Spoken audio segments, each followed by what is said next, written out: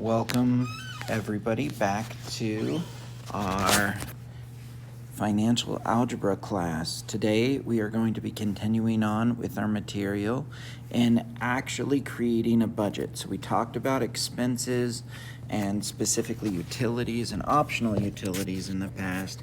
Now we're going to go a little bit further and actually create a budget.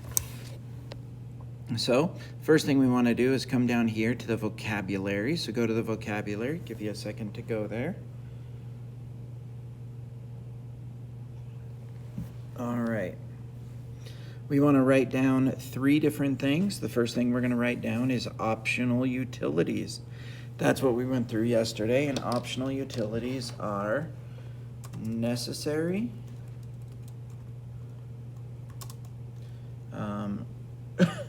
needs for modern life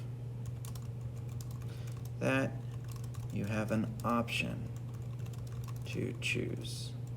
So we can choose between multiple internet companies, multiple phone companies, but those are definitely necessary for life. Then we've got our budget. Okay?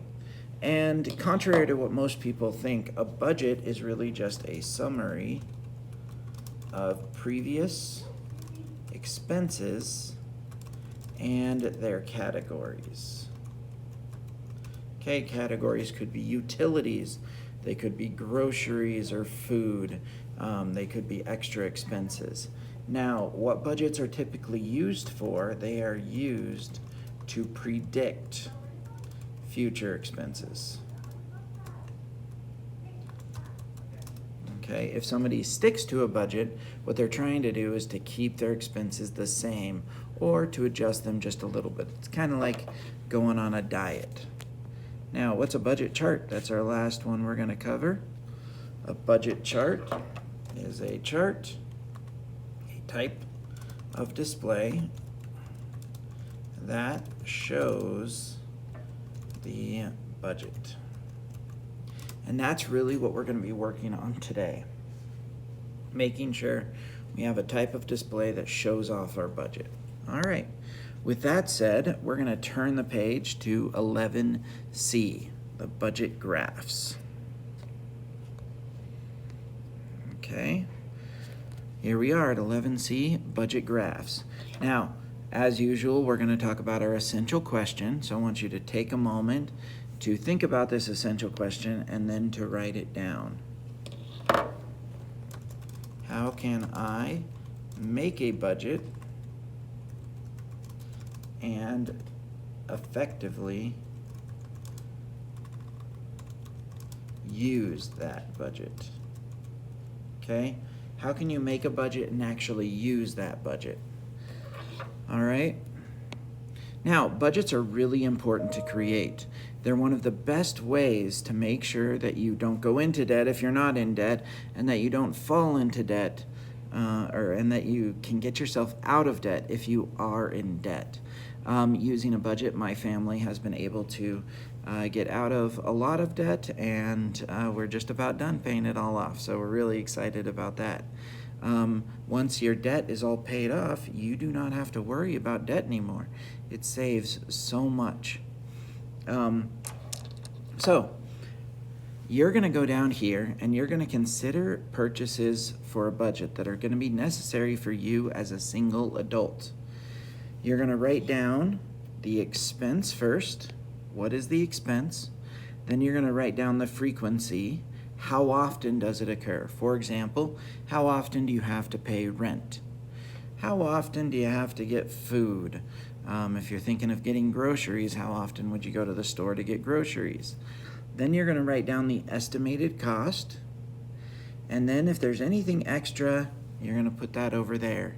Maybe you have an expense that you're like, maybe $50 a week, but then you're like, I'm going to add $20 just to be safe if there's any extra money in the budget.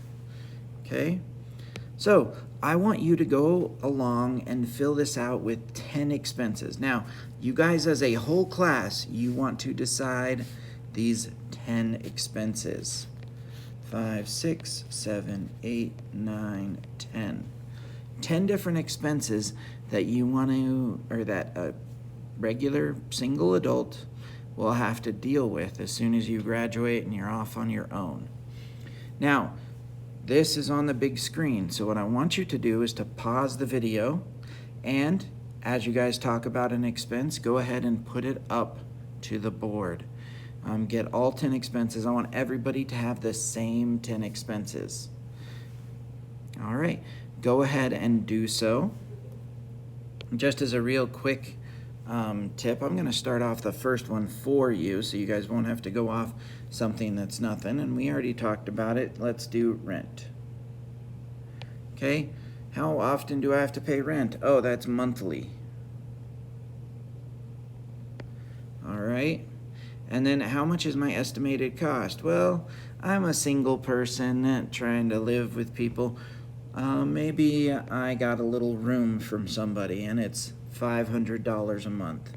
So let me put $500. I've got to spend $500 per month on that room that I'm renting from a family or from a person. Whenever I was a young adult, I ended up renting a room from a school nurse, and I stayed there for about 2 years, and I only had to pay $400 per month. It was really nice, really good. All right, and I'm going to give you one more, so that way you understand how they could be different expenses. This second one is going to be food. So I'm going to write down groceries, because this is the food that you're going to buy every week. Groceries. Whoa, my iPad just tipped down, so I got to rewrite it. Groceries. This is weekly, and that's going to cost about $50 every week.